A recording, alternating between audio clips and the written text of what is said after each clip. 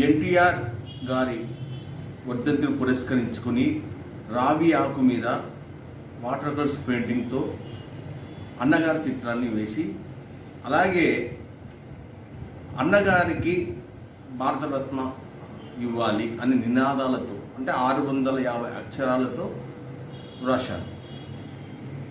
ఈ చిత్రం వేయడానికి 3 గంటల సమయం పట్టింది. నందమూరి తారక రామారావు తెలుగుదేశం పార్టీ వ్యవస్థాపకులు, తెలుగు సినిమా నటులు, మంచి రాజకీయ నాయకులు.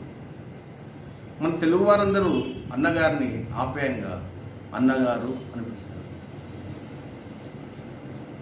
జానపద, పౌరాణిక, సాంఘికంలో అనేక పాత్రలు నటించి మెప్పించారు. పౌరాణికంలో చేసిన పాత్రలు చాలా అనేకంగా ఉన్నాయి. అంటే ప్రపంచంలో ఎవరు చేయనన్ని పాత్రలు అన్నగారు చేశారు. రాముడు, కృష్ణుడు, రావణుడు, దుర్యోధనుడు, భీముడు, అర్జునుడు, కర్ణుడు, భీష్ముడు, ఇలా అనేక పాత్రలు నటించి పాత్రకు జీవం పోశారు.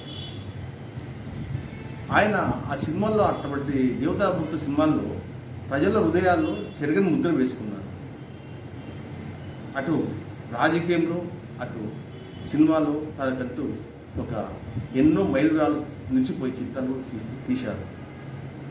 అటువంటి అన్నగారిని కారణ జన్ముడని, విశ్వవిఖ్యాత నట సార్వభౌముడని తెలుగువారందరూ అంటారు. అన్ని అర్హతలు ఉన్న అన్నగారికి భారత ప్రభుత్వము భారతరత్న అవార్డు ఇస్తే బాగుంటుంది. ఎందుకంటే ముఖ్యమంత్రిగా ఉన్నప్పుడు అనేక సంక్షేమ పథకాలు పెట్టి మంచి పరిపాలన ఇచ్చారు.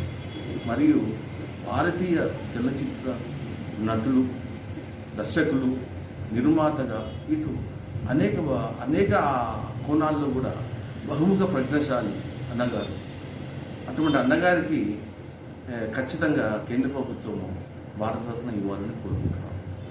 చాలామంది అభిమానులు, ప్రజలు కూడా, మన తెలుగు వారందరూ కూడా అన్నగారికి భారతరత్న ఇవ్వాలని కోరుకుంటున్నాను.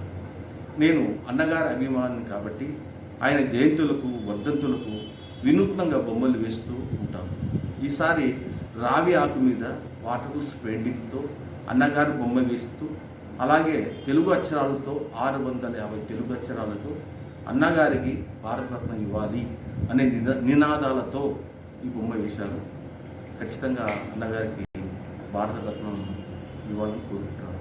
జై ఎన్టీఆర్, జై జై ఎన్టీఆర్.